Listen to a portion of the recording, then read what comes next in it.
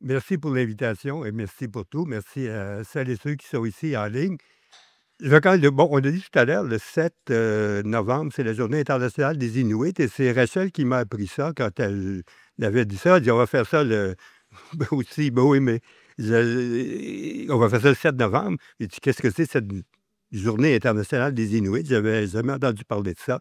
Je disais: «Pourquoi le 7 novembre?» Je dis: «Pourquoi pas le 15 décembre ou tant qu'à être le 11 avril, c'est le jour de ma fête?»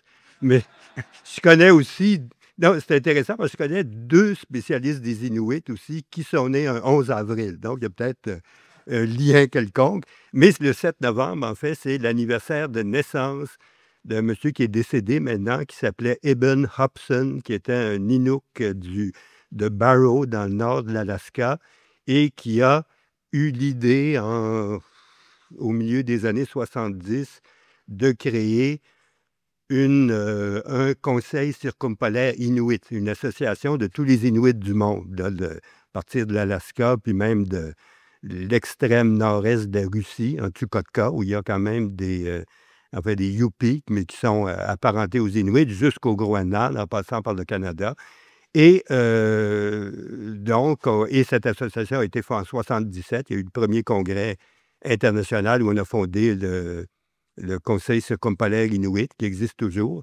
Et à ce moment-là, ben, à un moment donné, c'est probablement le conseil qui a décidé de nommer, de créer faire une journée internationale des Inuits le jour de l'anniversaire de naissance. Il est né un 7 novembre, je ne sais pas en quelle année, il y a quand même assez longtemps, là, ce monsieur Eben Hobson.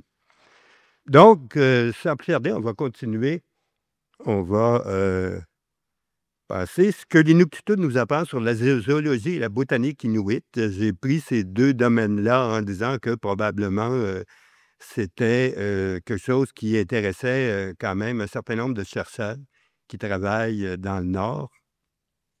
Et l'Inuktitut, disons, c'est une langue polysynthétique. Qu'est-ce que ça veut dire, là? C'est un gros mot, mais un long mot, mais c'est pas compliqué. Ça veut dire que tous les mots ou la plupart, la grande majorité des mots inuits sont composés de 2 éléments, 2 parties du mot ou plus, puis chaque mot a un sens, lexical, c'est-à-dire ça veut dire quelque chose, ou bien grammatical, ça indique une fonction, la fonction du mot dans la phrase, particulier. Puis ça arrive souvent que l'analyse, quand on prend le sens de chaque élément d'un mot, ça va révéler des significations.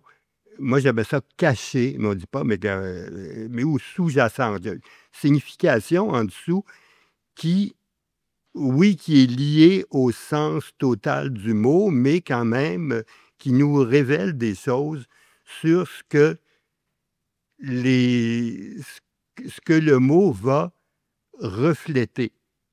Quand on, par exemple, bon, mes exemples vont être en Inuktitut du Nunavik, parce que c'est le dialecte ou la forme de parler inuit que je connais le mieux, que je parle. Par exemple, le mot animal. Un animal, comme on appelle ça, on appelle un Umayuk. Umayuk, mais le mot animal, ben, Uma, ça veut dire vivre, et Yuk, ça veut dire ce qui fait quelque chose. Donc, un animal, c'est un être vivant. C'est quelqu'un ou un être qui vit. Donc, c'est le sens du mot Umayuk. Et, bon, dans ce cas-là, est-ce que les humains sont des Umayuits? Le it en Inuktitut, là, que généralement, quand on met un mot au pluriel, on met it à la fin, en Inuk, une personne, Inuit, plusieurs personnes. Donc, est-ce que les êtres humains sont des Umayuits comme les animaux? Oui, techniquement, parce qu'ils ont un cœur, hein, le cœur, ici, en Inuktitut, on appelle ça Ummati. Umma, ça vient de même chose que Uma, vivre. Et Ummati, ça veut dire ce qui sert à vivre. Donc, c'est les êtres vivants, animés, ils ont un cœur. Et les animaux et les humains en ont un. Donc, les êtres humains sont des Umayuits, mais je dis techniquement, parce que ce sont avant tout des Inuits. Et ce qui est intéressant, que En Inuktitut, quand on dit oui, Umayuk, si on dit ça d'un animal, ça veut dire il est vivant, mais un être humain, on ne dira pas Umayuk pour dire qu'il est vivant, on va dire Inuvuk. Inuk, hein, une personne, ou le verbe être, et Vuk ou Yuk, troisième personne du singulier, il ou elle est un humain, une personne. Donc, vous voyez, il y a des nuances dans la langue, mais on voit que, parler d'un être humain et d'un animal, on n'utilisera pas exactement toujours les mêmes mots. Donc, si dit l'examen de la signification sous-jacente de certains mots, ça peut donc nous apprendre comment les Inuits voient le monde qui les entoure. On ne peut pas, en zoologie ou en botanique, par exemple, c'est les exemples que je vais prendre aujourd'hui. Il ne faut pas non plus trop, disons, partir sur des choses comme ça. C'est sûr que, je vais en parler tout à l'heure, mais beaucoup de ces analyses-là qu'on analyse des mots, souvent, les gens qui parlent inuit, ils vont dire oui, mais tu dis ça, mais non, je ne suis pas sûr que ce soit ça. Bon, des fois, les gens ne sont pas toujours conscients, je ne dis pas conscients, mais conscients jusqu'à un certain point de ce que révèlent leurs mots. Comme en français, tu sais, si je dis, je ne sais pas, un arc-en-ciel, un arc-en-ciel, c'est quoi? C'est un arc qui est dans le ciel. Effectivement, c'est ça. Puis en anglais, un rainbow, beau aussi, comme un arc aussi de pluie.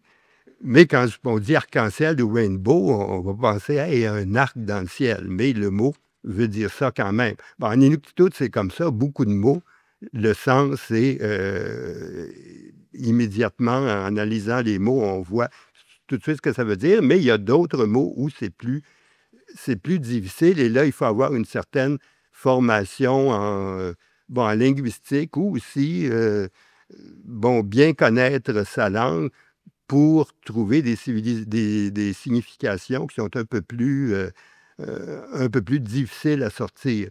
Et on peut aussi, en Inuktitut, moi, ce que j'ai fait, j'ai apporté, j'ai un livre, si vous avez, c'est en anglais, malheureusement, mais, ou heureusement, parce que ça a été publié en anglais, parce qu'un livre sur les Inuits, en français, il va se vendre à 50 exemplaires, en anglais, il va se vendre à 500 exemplaires, parce que la plupart des chercheurs, puis les Inuits eux-mêmes sont plutôt anglophones.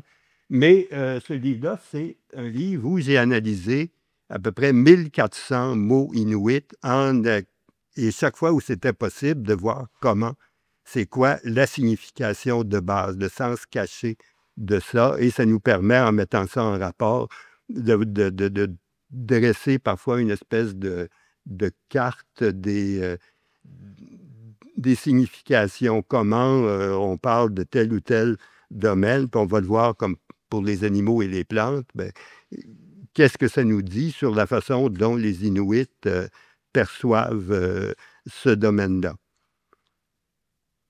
On va commencer d'abord par les animaux Umayuit. Comment est-ce qu'ils sont classifiés? Bon, on distingue 6 grandes classes d'animaux. J'appelle ça des classes parce que des fois, ça peut correspondre. Ça correspond, mettons, à des genres. Tu sais, on dit, genre, espèce ou famille, genre, espèce dans la classification zoologique des animaux. Mais ces mots-là, c'est pas des espèces, c'est plus des genres ou parfois des familles d'animaux. Mais peu importe, c'est la façon dont les Inuits voient ça.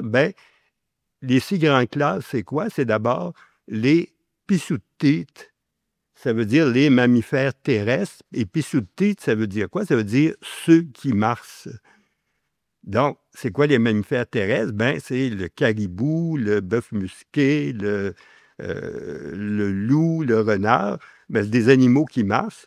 Puis des plus petits mammifères terrestres aussi, qui vont être le rat musqué ou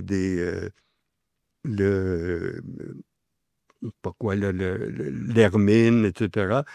Qui marchent aussi. Donc, ceux qui marchent, c'est les mammifères terrestres. Le deuxième groupe, Iqaluit, c'est les poissons. surtout les salmonidés. Le mot singulier, ichalouk, ça veut dire d'abord une truite, une sorte de truite ou l'omble arctique ou enfin les poissons de type salmonidés. Et puis, il n'y a pas de terme qui inclut à la fois les salmonidés et les autres poissons. Il y a d'autres sortes de poissons, les morues de roche, par exemple, ou gac, ou guêtes au pluriel, etc. Mais aujourd'hui, là, le mot ichalouite, ça s'applique généralement à tous les poissons. Parce que, de façon pratique, là, quand on en parle, ben, on va inclure un peu tous les poissons. Ichalouite, et ça, je n'ai pas trouvé de sens. Ce n'est pas tous les mots qu'on peut analyser comme ça, malheureusement, là. Mais ichalouite, je n'ai pas été capable de trouver un sens sous-jacent à ce mot-là. Les oiseaux, timmiat, que ça veut dire timmiat, c'est ceux qui volent à plusieurs reprises, ou qui volent, bien, plusieurs reprises, c'est peut-être pas une bonne traduction, mais ceux qui volent souvent. Tu sais que c'est un peu leur plupart du temps, ils vont être en l'air, ils vont voler, donc c'est ça qui les caractérise. Les mammifères marins, pouillites, ceux qui viennent respirer hors de l'eau. Et ça, ben, en Inuktitut, il y a tu sais, en français, on dit ça, venir respirer hors de l'eau, c'est compliqué à dire, mais en Inuktitut, il y a un radical pui, P-U-I, ça veut dire sortir la tête hors de l'eau pour respirer. Ou dans le cas peut-être des baleines, des cétacés, peut-être moins la tête que le... je ne sais pas où est leur nez, s'il y a des zoologues ici, je ne sais pas. Par où? Par en haut. L'araignée est en haut, bon, ben voilà, ils sortent le haut du dos hors de l'eau, mais c'est ceux qui doivent sortir quelque chose hors de l'eau pour respirer, c'est les mammifères marins. L'autre, les mollusques et les crustacés. Ça, on met ça ensemble. Ténini-miotètes, c'est des habitants de l'estran. Hein? L'estran, la partie de plage qui est découverte à marée basse. Donc, c'est les habitants de l'estran. C'est Téninirk, ça veut dire l'estran. Puis l'estran, qu'est-ce que ça veut dire? Mais ça se décompose lui-même le mot. Tinipop, tinit, le radical tinit, ça veut dire que la marée baisse, la marée descend, tinitok, et puis mioutark ou mioutet au plus, et tininirk, il y a deux ni, là, le deuxième ni, ça veut dire le fait de l'action de baisser. Donc le tininirk, en fait, action de baisser, c'est ça qui désigne l'estran. Le mot pour dire estran en inuit, tininirk, le fait que la marée baisse. Et puis, mioutet, ça veut dire les habitants de, donc les habitants de l'estran. C'est les mollusques et les crustacés. Et les cropyrgoïtes, les insectes et les vermines. Cropyrgoïtes, ça veut dire c'est toutes les petites bébites là, qui n'appartiennent pas, les insectes, les araignées, les poux, je ne sais pas quoi, n'importe quoi. Là. Ça inclut même, il y a le plus gros cropyrgo que je connais, c'est le crocodile. Parce qu'aujourd'hui, les Inuits, y a-t-il des crocodiles au nord? Non, pas encore. Changement climatique peut-être dans 100 ans, mais pour le moment, non. Mais les gens, bien sûr, en ont vu, à la télé, au cinéma, puis même depuis longtemps, il y avait des livres avec des images, là, donc ils connaissent. Donc, ils ont classé le crocodile comme une vermine. Moi, c'est ça, vermine. C'est un crocodile ou un maringouin, un pou, ça, c'est des espèces de vermines. Et cropyroïde, ça veut dire associé à une fente. Ça, je ne sais pas qu'est-ce que ça veut dire, mais la fente, j'ai pensé que c'est soit que les insectes, mais comme à peu près tous les autres animaux d'ailleurs, sont, si on les prend, puis c'est une fente longitudinale, si on les prend du haut en bas, mais de chaque côté, ils se divisent en deux côtés. Mais ce matin, en regardant, je trouvais... est-ce que j'avais... Non, je n'ai pas noté. S'il y avait trouvé peut-être une autre explication, mais en tout cas, c'est ce que ça veut dire, mais ce n'est pas très clair. Bon, ça, c'est les 6 grandes classes d'animaux. Il y a 2 autres animaux qui sont hors classe, qui sont techniquement des pissutés, animaux terrestres, parce qu'ils marchent. Mais le premier, il est à la fois animal terrestre et marin, l'ours polaire, le nanook. Et ça, je n'ai pas réussi non plus à analyser le mot. Ça serait très intéressant de voir pourquoi on l'appelle le nanook, l'ours polaire, qui est un animal hors classe. Parce que l'ours polaire est considéré par les Inuits comme une espèce de... comme un chasseur, comme eux. L'ours va chasser un peu les mêmes animaux, les mammifères marins en particulier. Puis aussi, il va être capable de marcher sur la terre, puis de se trouver des choses à manger sur la terre quand il le faut. Donc, l'ours polaire, c'est un peu jusqu'à un adversaire des Inuits. Puis l'ours polaire est censé avoir une intelligence là, qui est pas tellement éloignée de celle des êtres humains. Donc, l'ours polaire, c'est un animal hors classe. Puis l'autre, c'est le chien, Krimmirk. Et le chien, qui, lui, c'est l'animal domestique. Donc, c'est peut-être le contraire de l'ours polaire. Le chien va être au service des êtres humains. Là, l'ours polaire va être un peu, va être un peu en contradiction, un concurrent des êtres humains, des chasseurs. Le chien, ça va être un peu un aide pour les chasseurs et pour la maison. Ça va être vraiment quelque chose qu'on va. Et le mot pour chien, ça, c'est l'étymologie. C'est quand on regarde d'où vient ce mot-là. Puis il y a des linguistes là, qui ont pu reconstituer ce qu'ils appellent le proto-esquimau, c'est-à-dire la langue qui était parlée il y a à peu près 2000 ans par les Inuits et les Yupik, qui sont des gens aussi apparentés aux Inuits, qui ont des langues, qui sont dans le sud-ouest de l'Alaska et puis un peu en Tchoukotka, là, dans l'extrême nord-est de la Russie, de l'autre côté du détroit de Bering. Ils parlent, il y a 3 ou 4 langues différentes, mais qui se ressemblent, qui sont apparentées à la langue des Inuits. Ça se comprend moins, mais c'est comme le français puis l'espagnol, là, deux langues, mais ça vient de la même source. Donc, ils ont pu reconstituer ce qu'ils appellent le proto-esquimau. Maintenant, on appellerait ça plutôt le proto-inuit et yupi, qui était la langue parlée potentiellement par les ancêtres des Inuits et des Yupik quand ils étaient encore ensemble quelque part dans le centre-ouest de l'Alaska il y a 2000-2500 ans. Et quand on analyse ça, bien, on s'aperçoit que si on remonte à ce proto-inuit, le mot Krimmirk, ça pourrait vouloir dire ce qu'on oblige à être timide ou respectueux. Donc, moi, je pense que c'est une bonne définition pour un chien. Tu sais, le chien, là, s'il est trop pas respectueux, il ne fait pas ce qu'on lui demande, puis il aboie, puis il crie, puis il n'est pas timide, c'est pas un bon chien. Un bon chien, il doit être timide et respectueux. Donc, c'est le chien. Les noms des classes animales, ça fait référence à leur habitat avant tout. Hein, d'abord, il y a des mammifères les mammifères terrestres vivent sur Nuna. Nuna, c'est la terre ferme par opposition à l'eau, hein, aux étendues liquides, la mer ou les lacs. Nuna, c'est la terre ferme, mais Nuna, ça veut dire aussi le territoire. C'est, pour les Inuits, le mot Nuna, tu sais pourquoi tous les noms de territoires inuits, Nunavik, qui est la grande Nuna, ou le grand Nuna, la grande terre, Nunavut, notre terre, au Labrador, Nunatsiavut, notre belle terre. Moi, d'ailleurs, au Labrador, j'avais suggéré, il avait créé, j'avais eu le Nunavik d'abord, on a créé le Nunavut.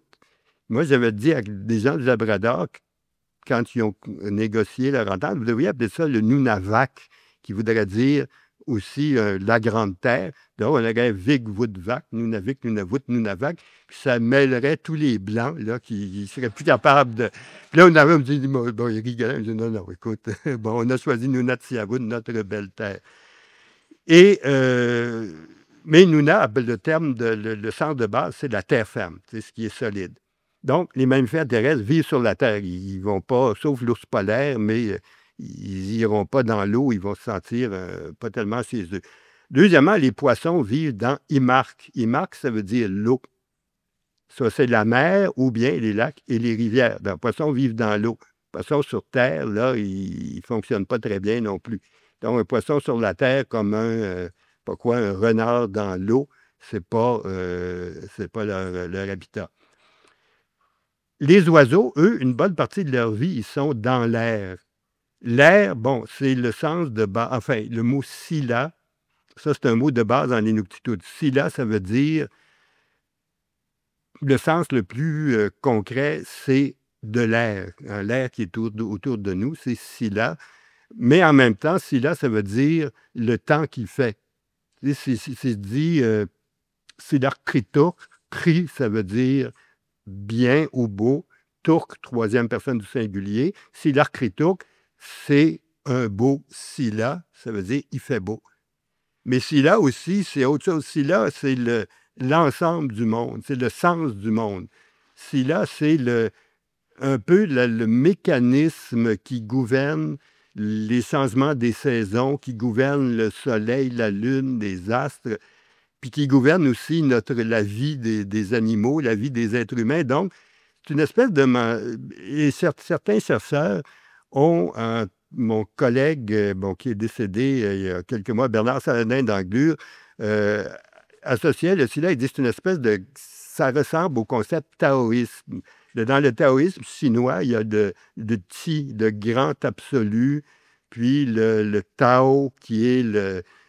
Bon, les Chinois conçoivent l'univers comme une espèce de gros mécanisme qui gouverne tout le développement puis le fonctionnement de tout dans l'univers à partir des astres, des planètes, jusqu'au destin des personnes humaines.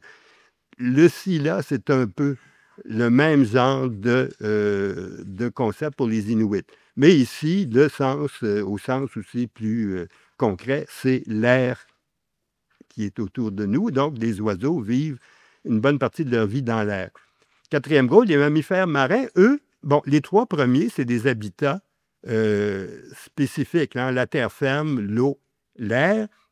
Les trois autres groupes habitent dans des habitats mixtes. Les mammifères marins, ils sont à la limite entre l'eau, y compris sous forme de glace en hiver, et l'air qu'ils viennent respirer à la surface.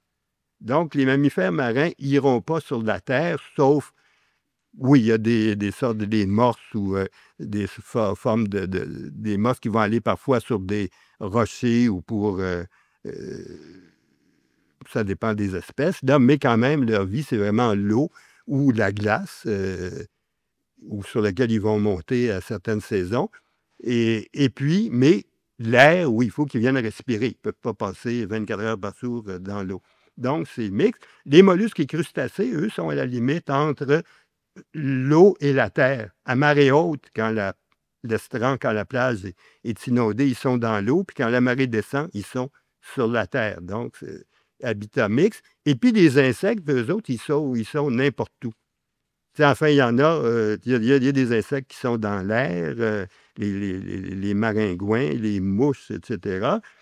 Puis, sur la terre ferme, je ne sais pas quoi, les poux, n'importe quoi, des fourmis, des insectes, des araignées sont sur la terre ferme. Puis même dans l'eau, il y a des poux marins. En tout cas, il y a quelques espèces de croupirgoïdes, d'insectes qui sont dans l'eau. Donc, les insectes, eux autres, sont un peu partout. Les noms, bon, ça, c'est pour les catégories. Ce qui est intéressant, ce qu'on va voir maintenant, c'est que les noms de plusieurs espèces décrivent explicitement certains aspects de l'apparence ou du comportement de l'espèce. Par exemple, là, on va commencer à faire des devinettes. Premier, en haut à gauche, on appelle en Inuktitut Tyriarque. Et Tyriarque, ça veut dire un gibier furtif. C'est un gibier là, qui ne veut pas trop se montrer. C'est quoi? Enfin, vous voyez l'image, pouvez-vous deviner qu'est-ce que c'est? Une hermine. Hein, une hermine, on appelle un gibier furtif. Tyriarque, on appelle. Deuxième, à droite, Tyrigalniarque. Ça, on le reconnaît bien, là, c'est le renard arctique, bon, tout renard, mais ça voudrait dire celui qui veut avoir l'air d'un gibier furtif. Ah oui, les mots Tyriaque, Tyrigalniaque, c'est la même racine. Puis moi, bon, là, c'est mon interprétation. Pourquoi il veut avoir l'air d'un gibier furtif? Il aimerait bien ça se cacher, mais comme il est un peu gros, on va finir par le voir. Alors que l'hermine, ça peut se faufiler, puis disparaître, puis tout le vison, toutes ces petites bébites-là là, peuvent se cacher. C'est des gibiers furtifs, on a de la misère à les trouver. Mais le renard voudrait peut-être avoir l'air, puis il pourrait se cacher mieux, mais il est quand même un peu gros pour ça, là. Donc, mais ça, c'est mon interprétation. Aller dire ça à des Inuits, puis on dit c'est complètement, complètement, complètement fou comme interprétation. Mais l'analyse, c'est pas ça pour rien, là, c'est l'analyse linguistique des parties du mot peut nous amener à cette tradition-là, à cette traduction-là. L'autre, Tikagudlik, celui qui a un bouton sur le dos. Là, vous voyez le bouton, là, c'est la nageoire. Il y a comme un bouton sur le dos pour le prendre. Ça, ça serait quoi, ça? C'est un marsouin. C'est le marsouin commun. Parce qu'il y a aussi ben, il n'y a pas de dauphin, vraiment, mais il y a le krilalugak, qui est le beluga, qui est une forme de dauphin blanc. Mais lui, il y a le décagudlik, qui est un marsouin commun. Ça, c'est un animal qu'on ne mange pas. Je ne sais pas pourquoi le beluga, on le mange. Décagudlik, il n'y en a pas beaucoup, mais j'en ai déjà vu. Toi, mais on le chasse pas. Mais qui a un bouton sur le dos, c'est-à-dire qu'il y a une espèce de poignée, là, c'est sa nageoire dorsale donc, ça décrit bien ce qui est. D'autres, bon, Nirlirk, ça veut dire qu'il redresse la tête. C'est, bon, une outarde, hein, des outardes. Puis moi, ça me fait penser, là, j'ai la photo que j'ai trouvée des outardes qui mangent comme ça sur la table. Puis bon, à un moment donné, il y en a qui regardent autour, voir si tout est correct, puis ils vont manger. Donc, c'est un peu ce mouvement peut-être de l'outarde qui va redresser la tête puis se repenser comme ça. C'est sa caractéristique. L'autre, je vais prendre en dessous le poisson Ivitarouk, la petite terre rouge. Pourquoi petite terre rouge? Parce que, ben, vous voyez, c'est rouge en dessous, là, ça rappelait peut-être une terre de couleur rouge. C'est la truite rouge des lacs. Et l'autre, là, c'est le mollusque Ammomayuk. C'est qu'on regarde d'en haut, qu'on regarde à partir du haut. Là, j'explique pourquoi. C'est quoi ça comme mollusque qu'au crustacé? C'est la palourde. Et la palourde, elle s'enfonce sous le sable, puis elle sort un ou deux tubes jusqu'à la surface. Donc, bon, les Inuits vont aller ramasser des palourdes. Donc, quand on veut trouver des palourdes, bien, sur la scène, il faut regarder, puis quand on voit des petits trous, on sait qu'il y a une palourde. Donc, la palourde, il faut la regarder d'en haut pour savoir qu'elle est là. Donc, ça indique où est-ce qu'elle est, puis pédagogiquement, c'est intéressant parce que, en principe, un enfant qui va apprendre, bien, il va voir qu'à Momayuk, quoiqu'aujourd'hui, bon, l'étymologie, c'est peut-être pas évident non plus. Comme ça, on sait qu'à Momayuk, ça veut dire palourde, mais bon, comment on peut analyser ça? C'est pas évident nécessairement. Mais peut-être les ancêtres des Inuits, il y a 2000 ans, bon, quand ils ont créé, puis comment les mots se sont créés, c'est la grosse question. Pour n'importe quelle langue, on ne sait pas comment ça se passe. Mais à un moment donné, quelqu'un a pensé, bien oui, c'est ce qu'on regarde d'en haut. Donc, on l'a appelé la palourde comme ça. Continuez maintenant avec des devinettes. Vous allez essayer de vous deviner, puis là, j'ai essayé de mettre je n'ai jamais réussi à le faire, là, à pouvoir faire apparaître à la demande le nom de l'animal. Je n'ai pas réussi. Donc, à la page suivante, vous allez trouver, vous aurez encore en fait les réponses à ça. Quel est l'animal qui a beaucoup de barbe? Bah? Non, ce n'est pas le phoque barbu. Un autre animal qui a de la barbe? Non, ben, il n'y a pas de bison au nord. C'est le bœuf musqué. Ou Mimmac, ça veut dire qu'il y a beaucoup de barbe. Qui a une grande queue? Ça, c'est un mammifère terrestre, mais qui se promène, qui va dans l'eau aussi, là. Hein? Une loutre, oui. Pamurto, qui a une grande queue, c'est la loutre. Le poisson par excellence. Oui, c'est ça. Iqaluq-pic. Iqaluq, c'est poisson. Pic, ça veut dire par excellence, extraordinaire. Donc, le poisson extraordinaire, Iqaluq-pic. Bon, tout le monde serait d'accord avec ça. Qui a des écailles, c'est un poisson aussi. Ben, intéressant. Au Labrador, c'est le mot calicidique. Au Labrador, ça veut dire saumon. Puis au Groenland aussi. Mais au Nunavik, Puis au Nunavut aussi, où il n'y a pas vraiment de saumon, c'est un autre poisson qui est appelé comme ça, qui a des écailles. Le corrigan, c'est le corrigan qui a des écailles, donc qui est appelé cavicilique, qui a des écailles. L'autre, qui donne des coups de bec répétés. Ça, c'est un oiseau. Ça pourrait être bien des choses, mais non, là, il n'y a pas de pic-bois au nord. Il n'y a pas d'arbre, donc il n'y a rien à piquer. Donc, mais non, pas ptarmigan. C'est le corbeau. Ça pourrait être toulougarque. Toulougarque, ça veut dire qui donne des coups de bec de façon répétée. L'autre, là, c'est un mammifère marin et son nom, ça se rapporte à un mot, puis là, c'est vraiment une analyse étymologique qui voudrait dire branler la tête. Donc, c'est celui qui, bon, quand on le voit, ça nous rappelle de branler la tête. Puis ça, c'est pas évident. Bon, ça, c'est Natsik, c'est le phoque annelé.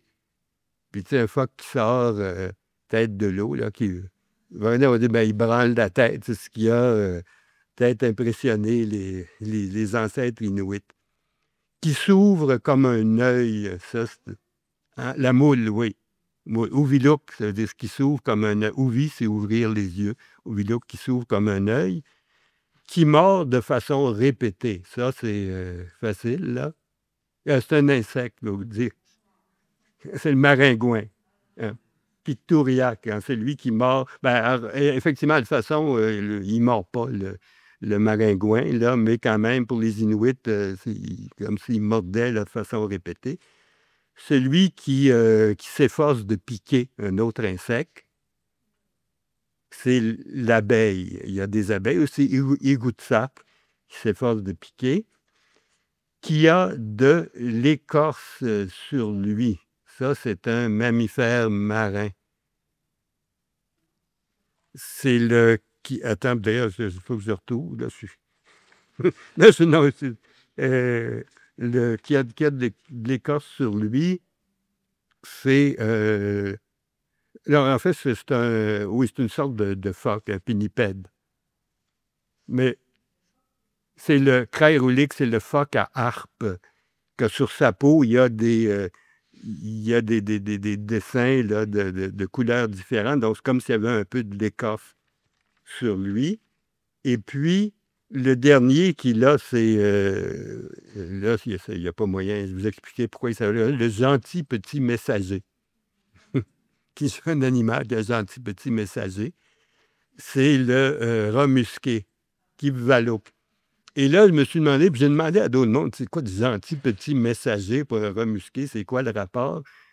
Puis je ne sais pas, mais quelqu'un m'a dit, écoute, le rat musqué, il va avoir son nid ou sa casse un peu dans la rivière, ça, puis il va aller chercher sa nourriture sur la terre, sur la rive. Donc, il va faire des allers-retours entre sa casse et la rive, aller, venir. Donc, on dit c'est peut-être pour ça. C'est un petit animal, gentil petit messager qui s'en va, qui revient, puis qui s'en va, puis qui revient. Mais, bon, gentil petit messager, c'est le rat musqué. Donc, ben là, vous avez c'est ça, là, les réponses, les réponses les noms inuits avec les traductions. Mais là, on passe aux végétaux. Pirurtuit, végétaux. Pirurtuit, le mot, c'est le pluriel du mot pirurtuk.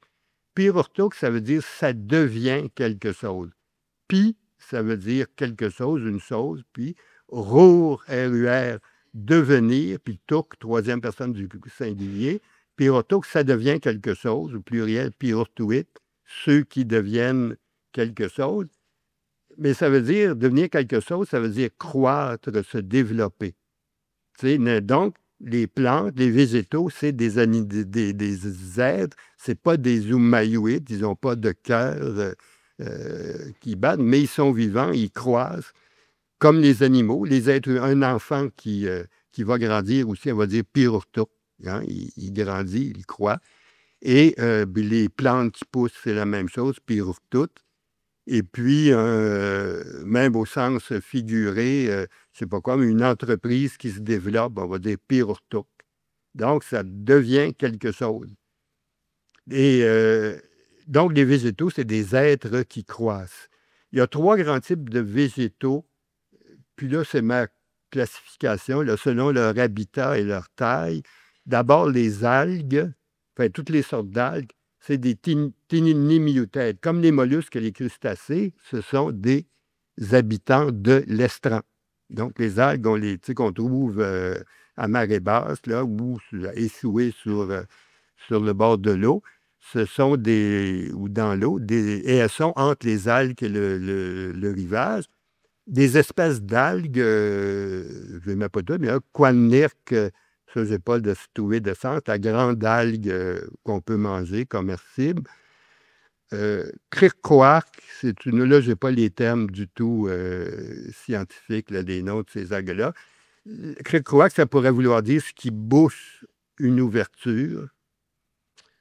Un autre, Ixouiarc, qui ressemble aux gros intestins, c'est des algues un peu en tube. Hein? Des algues qui forment des espèces de longs tubes, ça, ce qui ressemble à un gros intestin. Nouyaouiarc, qui ressemble à des cheveux. C'est ce qu'on appelle parfois des cheveux marins, des espèces d'algues qui sont un peu comme ressemblent à des espèces d'amas de cheveux dans l'eau, donc qui ressemblent à des cheveux. Deuxième catégorie de végétaux, c'est les arbres.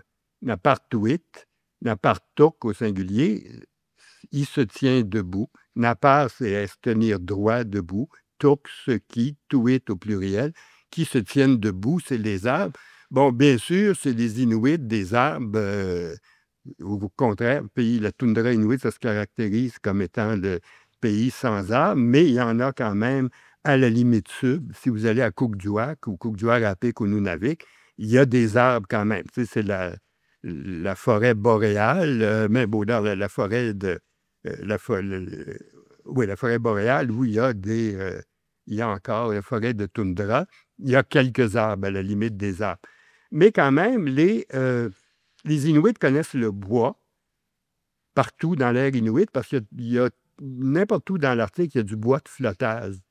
Tu sais, des arbres qui sont tombés au sud, puis les courants les amènent. Puis ça, pour les Inuits, le bois a toujours été une ressource essentielle pour faire bien des choses. Si on veut faire un kayak, bien, le squelette du kayak, là, ce qui va être recouvert de peau de phoque, bien, il faut avoir du bois pour faire ça. On ne peut pas le faire avec... pourquoi? Il y a...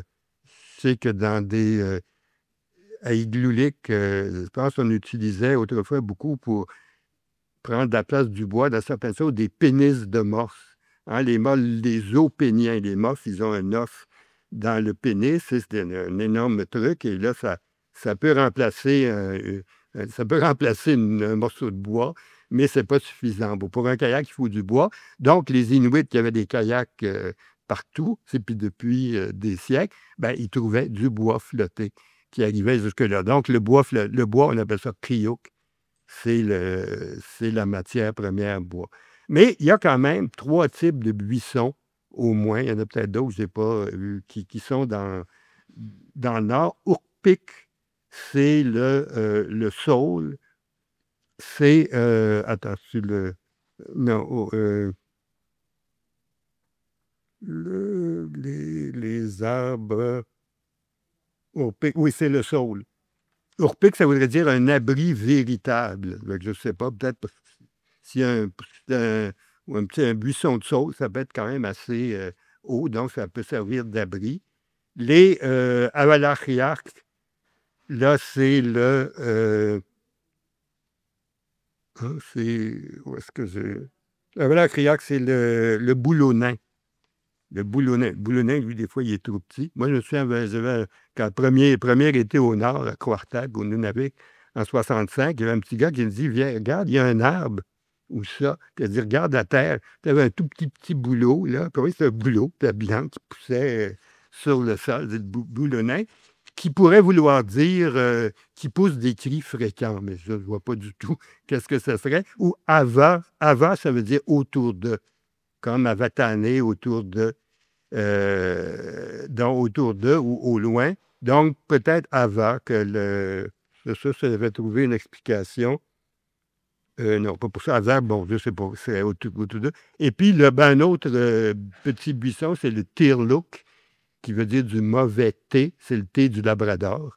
Les Inuits appelaient ça le mauvais thé parce que quand on n'avait pas du vrai thé, on pouvait faire infuser du thé du Labrador. On disait, bon, ça, c'est du mauvais. C'est pas du vrai bon thé qu'on va acheter au magasin de la Compagnie de la baie du Son. Bon, troisième catégorie, la végétation de sol, c'est les Nunayèdes pyrrhotoutes. Les pyrrhotoutes, c'est ceux qui croissent, et Nunayèdes, c'est des choses qui sont sur le sol, donc des morceaux de sol qui croisent. Parce que Nuna, c'est on va le voir à la diapositive suivante, mais ça, c'est ce qui couvre le sol, les lichens, les mousses, les herbes, les baies, c'est toutes les petites choses qui poussent directement sur le sol. Le Nunayède pyrrhotique, le mot Nunayède, c'est des morceaux de sol. Mais Nunayède, tout ce qui est à la surface du sol, ça veut dire des plantes, des cailloux, des débris végétaux ou animaux. Des crottes d'animaux sur le sol, c'est des Nunayèdes aussi. Mais la végétation de sol, elle se distingue du reste des Nunayèdes parce qu'elle croît. C'est des cailloux, ça ne va pas pousser. Mais les plantes, c'est des trucs qui sont collés sur le sol, des petites choses collées sur le sol qui poussent. Donc, Nunayèdes pyrrhotoutes, c'est les végétaux de sol. Les lichens, d'abord, principal lichen, ce serait les chroiotides, ça veut dire, puis là, je n'ai pas le terme, je ne sais pas c'est quelle espèce là, exactement de lichen, je n'ai pas les termes pour ça, mais chroiotides, ça veut dire ceux qui servent à faire tomber. Parce que souvent, sur des rochers ou du lichen, ça va être un peu glissant. Tu sais, si vous marchez sur une plaque de lichen collée au sol, le pied peut vous manquer. Donc, c'est ce qui sert à faire tomber lichen. Les mousses végétales, toutes sortes. Bon, il y a Manix, ça, c'était ce qui servait, je n'ai pas le sens sous-jacent, mais Manix, c'était ce qu'on utilisait dans la lampe, le kroudlik, la lampe inuite traditionnelle, la messe de la lampe. C'était avec cette mousse manirque et qui trempait dans de l'huile. On extrayait l'huile de la graisse de phoque et on allumait l'huile. Enfin, la mèche, le manirque s'imbibait d'huile, on allumait ça. C'était la lampe. Le tignaoyark, c'est ce qui ressemble à des poils pubiens. Vous voyez, les Inuits, ils n'ont pas honte là, de nommer les choses par leur nom, surtout en mata, qui est une autre sorte de lichen. Soupouti, qui sert à souffler. Le soupouti, c'est ce qui était utilisé pour allumer le feu. Hein, je pense que c'est le coton arctique, une espèce de petite plante qui ressemble à du coton, puis en frottant deux pierres dessus, faisait des étincelles, puis c'est pour allumer un feu. C'est ce qu'on utilisait. Donc, ce qui sert à souffler, parce ensuite, il faut souffler pas trop fort quand même pour pas que ça s'éteigne sur les soupoutis qui commencent à s'allumer. Les herbes, maintenant, il y a ivic. Ça, c'est n'importe quelle grande herbe. Là. Ivic, c'est le radical ivic, ça veut dire tresser quelque chose. C'est faire tresser. Puis iviac, c'est une autre sorte d'herbe. C'est ce qu'on a fait passer l'une par-dessus l'autre. Parce que iviac, c'est une sorte d'herbe avec laquelle on peut faire des paniers.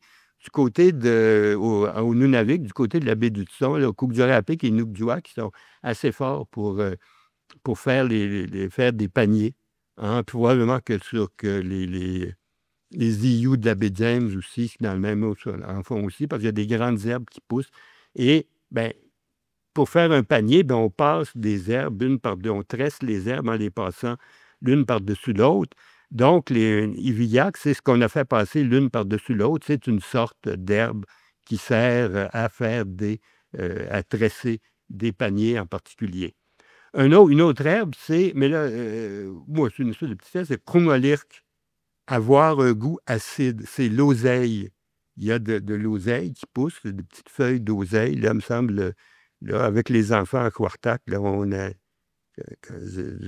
Me dit, regarde, on prend l'oseille, puis il y a un petit goût acide, là, un petit peu sucré. Donc, on mange de l'oseille, c'est ce qui a un goût acide. Aérarque, là, je n'ai pas le sens, mais l'aérarque, c'est une petite tubercule. Ouais, il y a une sorte de petite touffe de plante, puis on tire, puis une toute petite, comme ça, une toute petite carotte blanche, là, minuscule qu'on mange, qu'on peut manger, qui est l'aérate. Maintenant, on va passer les baies. Les baies, bon, les petits fruits, ça, c'est peut-être ce qui est le plus intéressant. Le nom générique des baies, on les appelle des pangrètes. Mais pangrète, c'est le pluriel du mot pangrarque, qui est la camarine noire, qui est le nom d'une baie en particulier. Mais toutes les baies, quand on va parler des baies, on va les appeler des pangrètes, des camarines noires, mais on va voir, il y a d'autres sortes de baies. Et c'est ça, la camarine noire, ça veut dire, en fait, celle qui a été attachée au sol en premier. Puis là, de dire qu'est-ce que ça veut dire? Moi, je dis c'est peut-être parce que c'est le seul aliment, enfin, la camarine, mais les autres baies, les pangades, c'est les seuls aliments, à ma connaissance, qui sont attachés au sol, qui ne sont pas des animaux qui se promènent par eux-mêmes, là, mais si c'est les seuls, les baies, c'est à peu près la seule chose que les Inuits, le seul végétal que les Inuits vont manger, le seul végétal local, avant quand il n'y avait pas de farine ou rien d'autre, ils mangeaient des baies quand il y en avait en été. Bon, j'ai dit oui, on peut manger de l'oseille, aussi des algues, des petits trucs comme ça, mais vraiment, les baies, c'est important. Donc, peut-être c'est ce qui est attaché au sol en premier, bien, c'est ce qui d'abord est attaché au sol, puis on doit l'enlever du sol pour la manger. Mais je ne sais pas. Mais pangak, ça veut dire ce qui est attaché au sol en premier. Bon, les baies, elles poussent sur des plantes, bien sûr, il y a des feuilles. Une plante à baies, on prend le nom du fruit et on ajoute le suffixe croûti, ce qui veut dire ce qu'on possède. Donc, par exemple, la plante, la camarine noire avec la plante sur laquelle elle pousse, on va appeler ça pangrachuti. Ça veut dire la camarine qui est possédée. Mais possédée par quoi? Moi, je pense que c'est par la plante. C'est-à-dire la plante qui pousse possède encore la camarine. Puis quand on enlève le fruit, bien là, le fruit devient indépendant. La plante ne le possède plus. Mais donc, n'importe quel nom de baie avec le suffixe croûti, ça veut dire c'est la plante où ça pousse. Les baies, maintenant, les principales espèces de baies qui ont les pangracs, bon, il y a le pangrak, les camarines, le kigoutanirnak, qui est le bleuet alpin. Bon, le bleuet alpin, ça veut dire ce qui fait grincer des dents. Des petits bleuets vont faire briller là. Puis, non, qui fait tomber les dents, pardon. Kigoutanirnak, ce qui fait tomber les dents. Mais ça, je disais au point, basse l'idée, je pense que c'est tellement, je sais pas, tu sais, c'est sûr, là, on a l'impression que les dents vont nous tomber. Alors que l'Erelving d'Ida, là, qui a son image à droite, le Kimminac, ça, c'est ce qui fait grincer les dents. Ça, c'est un petit peu moins pire. Les dents ne vont pas nous tomber, mais comme c'est sûr aussi, on va grincer des dents. Là, le raisin d'ours arpique, ça, je ne sais pas, le sang, et la plaque bière. Arpique, c'est la plaque. Voyons, non. Cadla, le raisin d'ours, là, c'est tout mêlé. Cadla, c'est le raisin d'ours. Arpique, c'est la plaque bière. Et arpiligarque, l'arpique qu'on a acquise. Ça, je ne sais pas pourquoi. C'est à l'arpique, l'arpice qu'on a pris, dont on s'est emparé. C'est une variété de groseille à macro. Je n'ai pas le nom. On pourrait ajouter à ça le mamaïtochouti. Ça veut dire que c'est la plante qui sent mauvais. Mamaïtok, ça veut dire que ça sent mauvais ou ça goûte mauvais. La plante qui sent mauvais ou qui a mauvais goût, c'est peut-être une sorte, là c'est dans le dictionnaire du PS Médère, elle dit c'est peut-être une sorte de romarin qu'on peut infuser à la place du thé. Et ça, l'Institut culturel Avatak, depuis très longtemps, là, ils commercialisent des thés du Nunavik. Dans les magasins de souvenirs, vous allez trouver ça, des sachets de thé du Nunavik. Puis il y a du thé de Mamaïtochouti.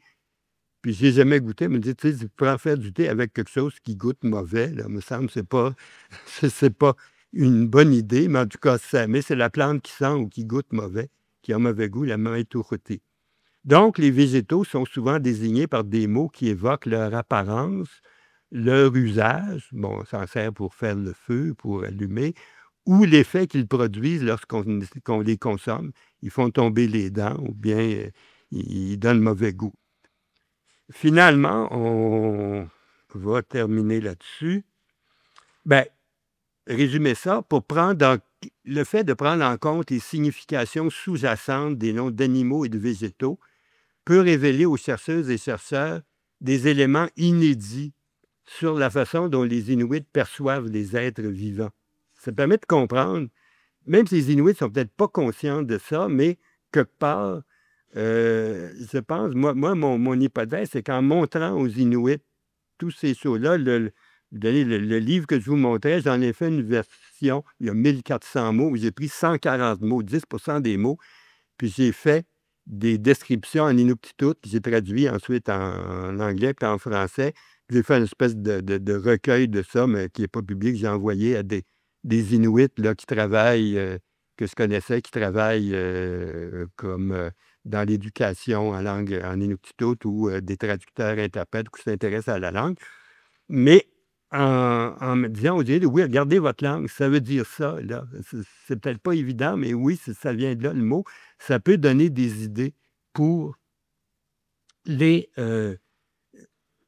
montrer qu'ils ont une façon très particulière de percevoir les êtres vivants qui les entourent, êtres vivants avec lesquels ils entrent en relation, hein, avec les animaux, les plantes, les gens qui vivent même dans les villages ou sur le territoire, constamment en contact avec eux, et on a besoin de ces relations avec eux.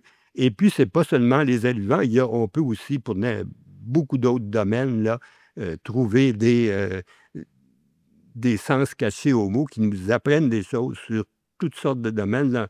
Dans le livre, bon, que je donne finalement la référence, là, Words of the Inuit, je fais un peu dans tous les domaines de l'anatomie humaine, la famille, bon, les plantes, les animaux, le cosmos, tout ça, les mots dans tous ces domaines-là, les termes de parenté, c'est quoi le sens caché? Donc, c'est ça.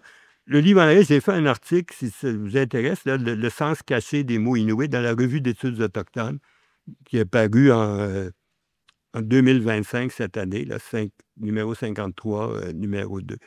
Donc, Nakomi Marie Alung, hey, merci beaucoup pour votre attention, puis merci de m'avoir invité.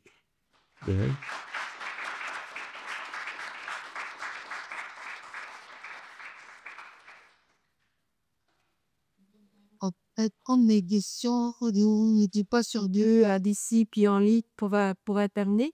Et, oui, quelques micros. Je vais cliquer ici.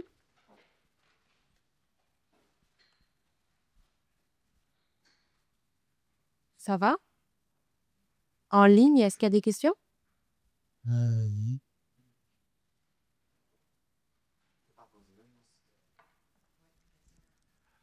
Ben, merci beaucoup pour la présentation. C'était très, très intéressant. Vous l'avez peut-être un petit peu mentionné dans votre conclusion, mais ma question, c'est les mots, ce qu'on se rend compte, sont très descriptifs, très pratico-pratiques. Puis est-ce que dans vos constats, vos recherches, il y a aussi des fois des sens plus spirituels, plus imagés dans les mots inuits? Oui, ça, c'est une bonne question parce que, effectivement, en ce qui concerne les animaux, il y a des. Moi, le rat musqué, le gentil petit messager, il y aurait peut-être un sens, je sais pas, mais quand tu regardes, bon, dans la mythologie inuit, spiritualité inuite, le rat musqué n'a pas un rôle particulier à ma connaissance. Tu l'impression ça peut être un messager entre, pas quoi, les esprits, mais non. Il y en avait un autre, il y avait le kigalik, c'est le faucon ou la buse, l'oiseau de proie. Lui qui était c'était aussi Kivga, il y avait aussi le radical de messager, donc que ce serait le messager entre les esprits de l'air, tout ça, mais il n'y a rien qui le montre. Dans d'autres domaines, il y a des choses plus... par exemple, un être humain, Inuk, mais ça, c'est un petit peu un petit peu moins sûr, mais Inuk, ça pourrait être relié à un radical, mais lui qui serait ce qu'on appelle escaléote, c'est-à-dire il y a, à part les langues inuit et yupik, il y a aussi la langue des Aléoutes, c'est dans les îles Aléoutiennes, dans le sud-ouest de l'Alaska, la langue qui s'appelle l'Unangam Tunu, qui est une langue qui est apparentée aussi à l'Inuktitut, mais langue inuit et yupik, mais beaucoup, beaucoup, beaucoup plus loin.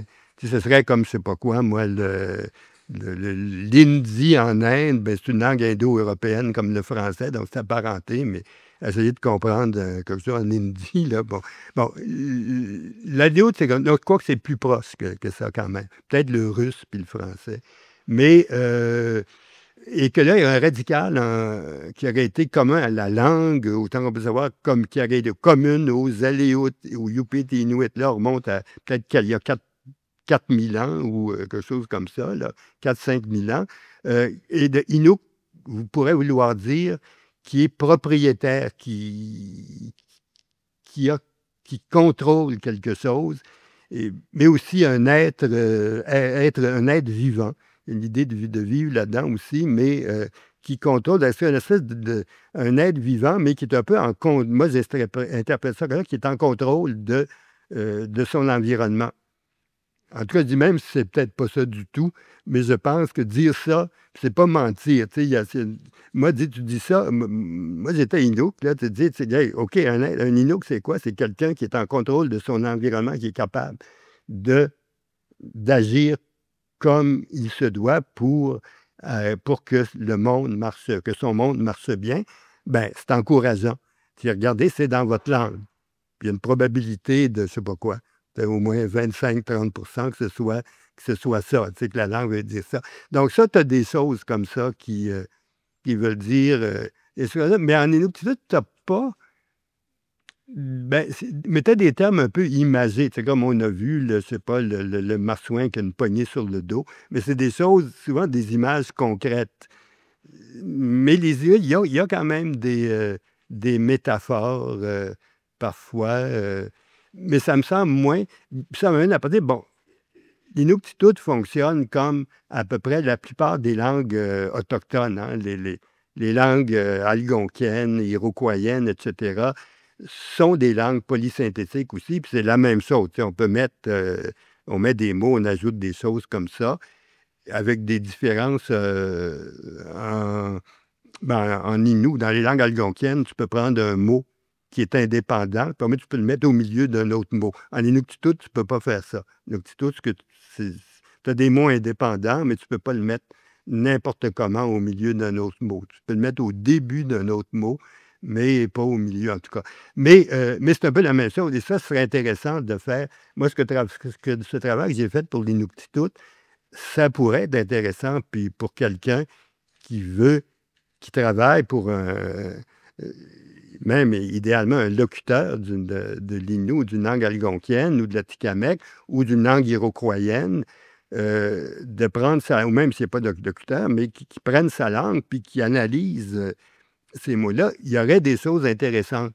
Et il me semble que souvent, les langues, à la fois ce que je connais, les langues algonquiennes et iroquoiennes, bon, j'ai travaillé avec les Wendat qui sont en train de revitaliser leur langue, là, c'est peut-être plus imagé que l'Inuktitut. Je me souviens, en Wendat, un mot, comme disait, pour le mot qui voulait dire honorer quelqu'un, ça veut dire lui passer de l'huile sur la tête. Là, vous avez le mouvement, c'est peut-être que tu passes de l'huile sur la tête de quelqu'un, autrefois, là, c'était une façon de l'honorer, montrer qu'on le respectait. Donc, il y a des choses, en Inuktitut, il y a ma connaissance, mais peut-être, il n'y a pas des choses aussi, aussi parlantes que ça, là, des images comme ça. Merci beaucoup. On a quelques questions en ligne. Bon. Alors, la première, c'est la tortue. À quelle classe appartient la tortue? Et également le castor, puisqu'il a, j'ai pas eu le temps de lire le reste de la question, puisqu'il commence à en avoir dans le nord. Donc, la tortue et le castor. Bon, tortue, je ne connais pas de nom pour tortue, mais il y en a sans doute bon, là, ça commence à y avoir dans le puis à Cookjuak, à la limite du territoire inuit, il doit y avoir des tortues, je ne sais pas. La tortue, probablement, ça serait un croupiroque, une vermine, même truc que le crocodile ou comme ça, que les serpents, un mot pour les serpents aussi. Mais le castor, oui, un mot, ça, il y en a depuis longtemps, des castors. Kigiak, ça veut dire la morsure. Castor, tu sais, un peu tous les animaux qui mordent comme ça, là, ben, on voit qu'il mord son bois, là, donc castor kigiak. Castor, ça serait un pissouti, un mammifère, parce qu'il est sur... Ben, évidemment, il est dans l'eau, mais quand même, ça serait intéressant.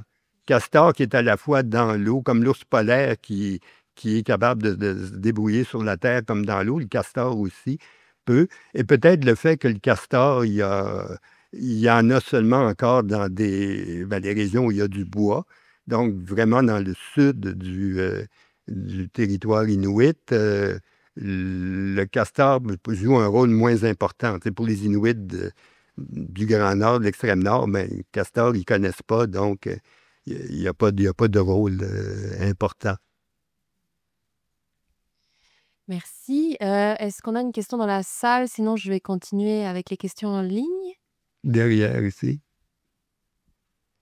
Moi, j'avais une question par rapport, est-ce que vous avez remarqué une évolution un peu de la langue? Je sais que vous avez comme parlé d'une herbe que quand on infuse, ça se traduit par un mauvais goût parce que, tu sais, c'est moins bon que, mettons, le thé qu'on achète en épicerie. Est-ce que justement, vous avez des exemples de mots qui ont vraiment totalement changé de signification par rapport à justement l'interaction, les nouvelles choses qui ont Oui, été non, ajoutées? ça c'est bien. Il y a en fait, tous les concepts, puis les objets, tout ce qui a été introduit de l'extérieur, bon, par les Blancs, là, à partir ça fait longtemps, au Nunavik, là, dès le 18e siècle, 1770, il y avait des missionnaires au Labrador, puis les Inuits du côté de la baie d'Ungava avaient des contacts avec ça, donc ils ont introduit toutes sortes de choses. Il a fallu donner des noms à tout ça. Donc, tous les objets, moi j'ai fait ma thèse de doctorat là-dessus à l'époque, là, comment les Inuits du Nunavik et du Labrador, surtout du Nunavik, comment ils nomment ce que j'appelais le monde moderne. Tous les objets, pris sur tous les objets matériels. Donc ça, on a dû créer des mots. Et comment on a fait pour créer des mots? La façon de loin la plus favorisée, c'est d'inventer un mot qui, justement, décrit la fonction ou l'apparence de ce qu'on désigne. Comme pour dire un avion, c'est Timmiyuk, ce qui a l'habitude de voler, ou Krangatayuk, ce qui a l'habitude de s'élever en l'air. Comme un oiseau, c'est un Timmiak, ce qui vole à plusieurs reprises. Donc, disons, ces mots-là, je pense qu'il y a toujours une tendance en Inuktitut à créer des mots, c'est même pour nommer des animaux qui sont là depuis toujours. On nomme ça, mais ça se continue, c'est la façon plus favorisée. Sinon, il y a certain nombre de mots qui sont des mots qui utilisent justement un terme qui veut dire autre chose, mais qu'on va changer comme le mot krudlik. Je parlais tout à l'heure de la lampe traditionnelle en pierre, qu'on appelle krudlik. Aujourd'hui, dans certains dialectes inuits, krudlik, ça veut dire une ampoule électrique.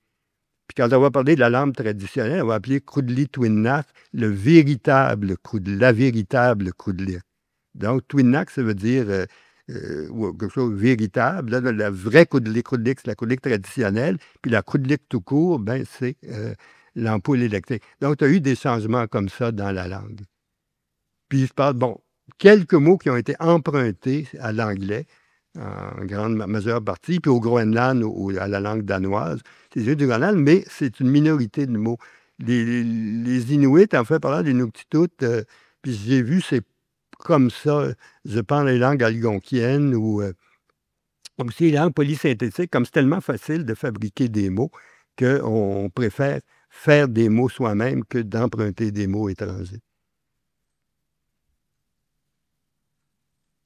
Merci beaucoup. Alors, la prochaine question en ligne, est-ce que le mot pour un animal peut être différent lorsqu'il est vivant ou mort? Donc, mort, par exemple, comme la viande. Oui, excellente question. Un animal, oui, un animal vivant, bon, on l'appelle de son nom, par exemple, natsirk, un phoque annelé, je vais l'appeler natsirk. Mais une fois qu'on a tué le phoque, on va l'appeler natsivinirk. On va ajouter simplement vinirk, suffixe, ça veut dire quelque chose qui n'est plus vraiment cette chose-là. Comme donc, natsivinirk, ça veut dire ce qui n'est plus, ce qui était un phoque, mais c'est plus un phoque maintenant. Donc, un phoque, c'est quelque chose de... C'est un animal qui est vivant.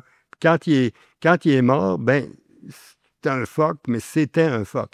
Et ça, on va dire pour un être humain aussi. Tu sais, si quelqu'un qui s'appelait Pierre est décédé, bon, c'est Peter ou Pierre, puis il est mort, on va l'appeler Pétavinik, celui qui était Peter, mais qui ne l'est plus. Donc, c'est cet affixe-là. Et en passant, d'ailleurs, une chose que je n'ai pas dite, puis ça aurait peut-être répondu en partie à la question de Samuel, c'est que en Inuktitut, pour dire que j'attrape un animal, on prend le nom de l'animal et on met tout de suite une première, deuxième, troisième personne verbale. Par exemple, Natsirk, Fokanle et Natsipunga. Punga, ça veut dire je. Donc, Natsipunga, je Fokanle, ça veut dire j'attrape ou je tue un phoque. Alors que c'est très rare. Quelques autres exemples, en Inuktitut, un nom, tu ne peux pas lui mettre une terminaison verbale. Dans je, tu, il, là, je, phoque, excusez-moi, là, en français, mais ou je caribou, ça n'aurait pas de sens. Mais c'est ça que ça veut dire. Tu sais, tuk-tuk caribou, tuk-tuk pugna, je caribouze. Pourquoi? Je tue un caribou.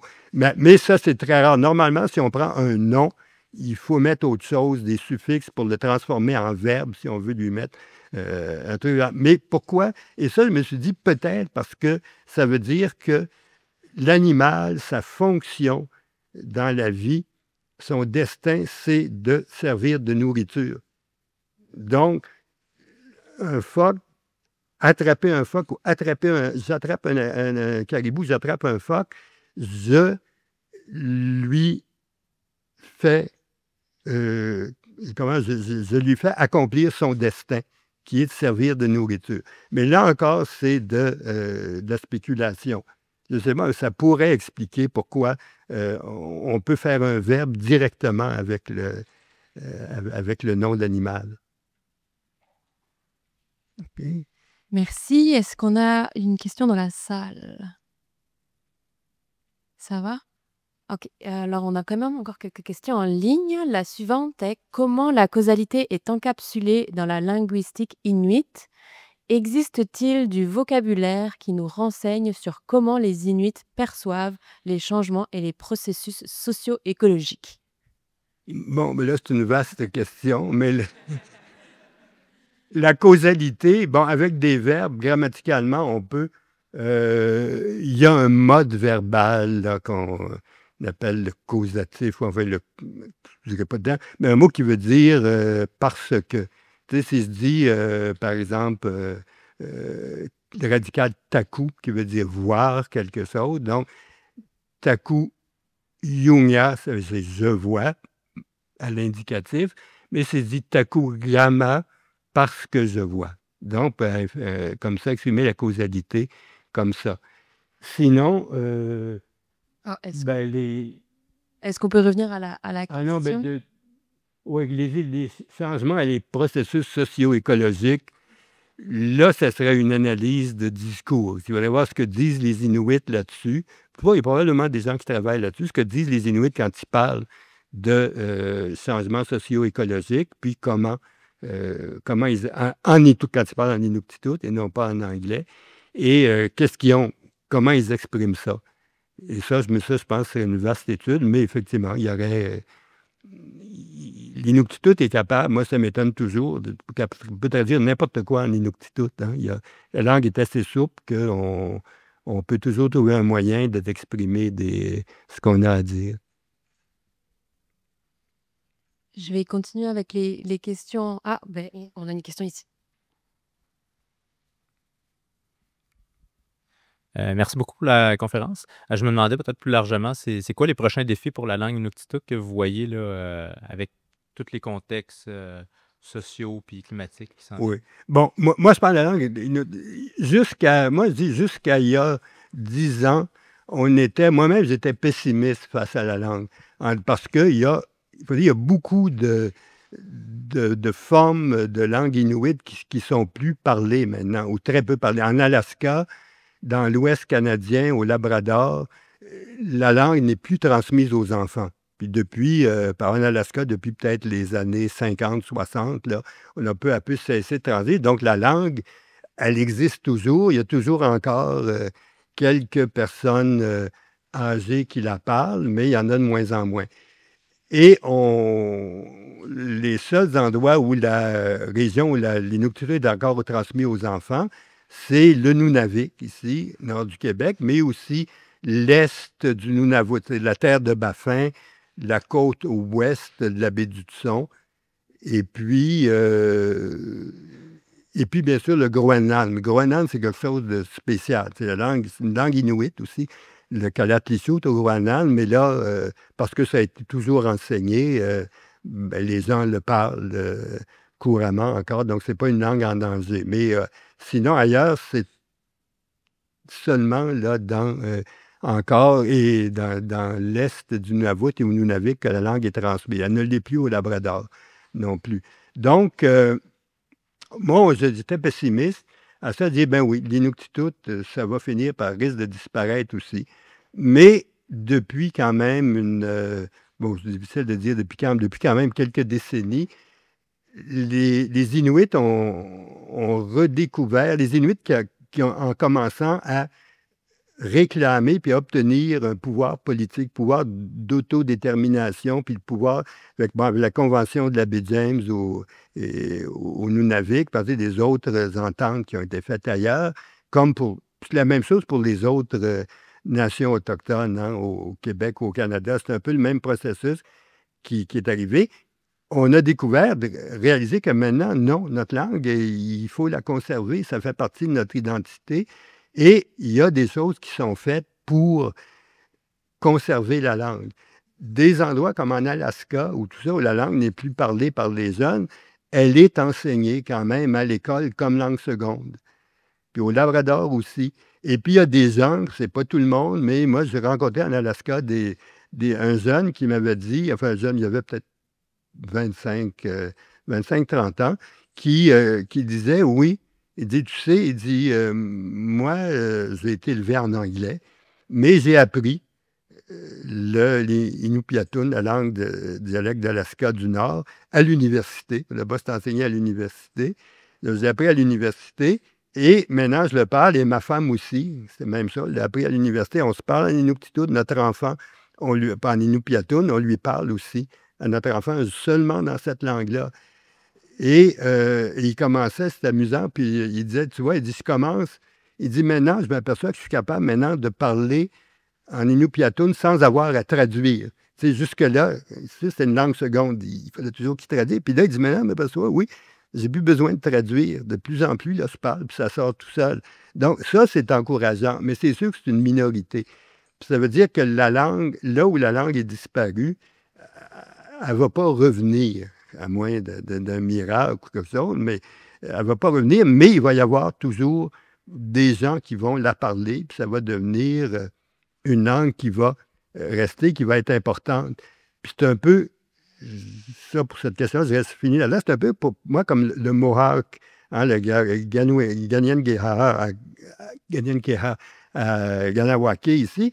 Le Mohawk, depuis, je ne sais pas combien, le début du 20e siècle, il y a 100 et quelques années, fait des recensements. Puis à chaque année, il y a toujours 15 des gens qui parlent encore le Mohawk. Donc, 15 ça va disparaître. Mais oui, il y a 15 puis 50 ans plus tard, c'est encore 15 Donc, ça ne veut pas dire que les gens qui étaient là, qui parlaient il y a 50 ans, ils ne sont pas nécessairement encore tous en vie.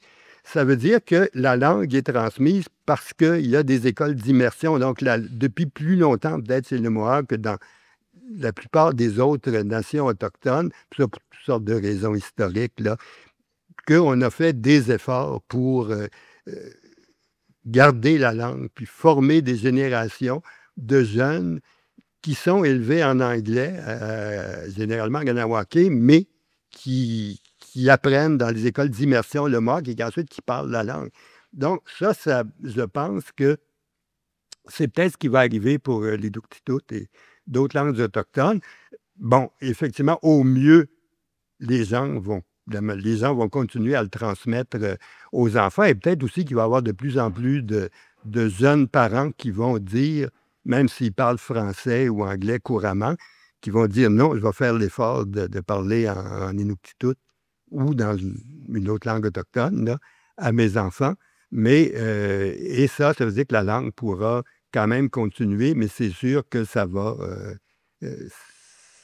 sera moins. Ça va être des sociétés autochtones maintenant sont devenues bilingues. Tu sais, c'est comme ça, c'est comme ça. Donc, c'est ça, bilingue, que ce soit un bilinguisme constructif. Que les gens, oui, parlent parfaitement le français ou l'anglais, mais aussi leur langue autochtone, et que la langue autochtone ne soit pas toujours, comme ça l'a été jusqu'à récemment, écrasée par la langue non autochtone, par la langue majoritaire, bien, au moins, ça va être quelque chose de positif. Merci. Pour en présentiel, gardez vos questions en réserve pour la collation qui arrive bientôt. Peut-être on a le temps encore pour 2 questions en ligne. Donc, on a une question sur la façon de nommer les champignons. Champignons, ça, c'est une question intéressante. À Kwartak, où j'étais, les champignons, on appelait ça tuktuit nirignat, la nourriture de caribou. Puis les gens n'en mangeaient pas des champignons. Mais, puis ça, peut-être certains pourront me répondre, là, aujourd'hui, les champignons. Mais au Groenland, où c'est peut-être l'influence danoise, les Danois aiment bien couler, les gens vont cueillir des champignons, les Inuits groenlandais. Ça s'appelle poupik, il y a un mot inuit, poupik, qui veut dire champignon. Et à Kwartak, il y a une île, petite île en face de Kwartak qui s'appelle l'île Poupik. Et je demandais aux gens ce que ça veut dire, si le nom de son île dit ça, on ne sait pas son nom. Donc, ça veut dire que peut-être le mot Poupik, c'est le mot champignon, et que l'île, je ne sais pas s'il y avait des champignons, mais que les ancêtres des gens actuels, ceux qui étaient là déjà il y a 400 ans ou plus, appelaient ça l'île aux champignons, Poupik. Donc, c'est le mot inuit, c'est Poupik, mais il n'est pas, c'est P-U-P-I-K, c'est beau, mais il n'est pas connu vraiment au Nunavik. Merci beaucoup. Et peut-être dernière question pour finir. Je m'excuse pour ceux qui n'auront pas eu de réponse à leurs questions. Alors, on a la question, comment est-ce que les animaux qui ne vivent pas sur le territoire inuit sont nommés en Inuktitut? Est-ce que vous avez des exemples de mots qui ne sont pas des emprunts à d'autres langues? Donc, oui, parce que c'est ça, les Inuits connaissent plein, j'ai parlé des crocodiles tout à l'heure, là, ils connaissent plein d'animaux.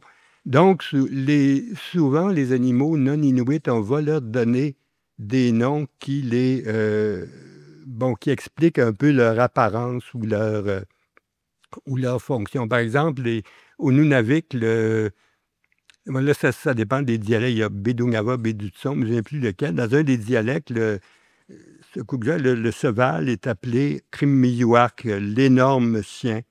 Ça, c'est le cheval. Et puis, la vache, elle est appelée...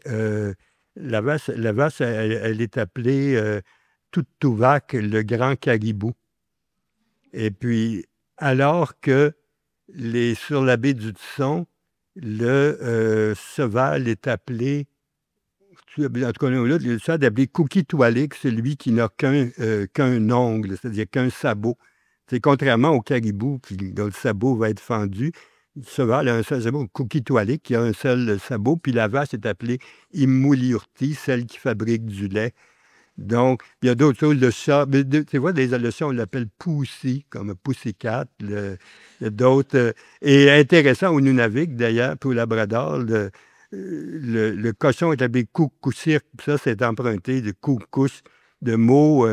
Probablement que c'est venu par les Naskapis, je ne sais pas. Puis le poulet, c'est Pakakwani, qui est le Pakakwani en Innu de la Côte-Nord. Donc, ça, c'est 2 seuls mots algonquiens que j'ai trouvés en Inuktitut. Mais donc, il y a toujours des moyens oui, on peut nommer des animaux. Sauf qu'aujourd'hui, comme bon, les gens parlent anglais souvent. Souvent, les gens bilingues, maintenant, ils vont donner le nom d'animal en anglais ou en français s'ils parlent français. Mais pour, mettons, tous les animaux qui étaient connus jusqu'aux années... En fait, qui étaient déjà connus avant les années 60-70, là, ils ont un nom en Inuktitut. S'il y a des animaux, mais je ne sais pas, c'est qui sont arrivés après ça, là, probablement qu'ils n'en ont pas, on va les appeler par leur nom anglais. Parfait, mais merci beaucoup. Je pense qu'on peut commencer ou terminer par une main d'applaudissements. Merci beaucoup.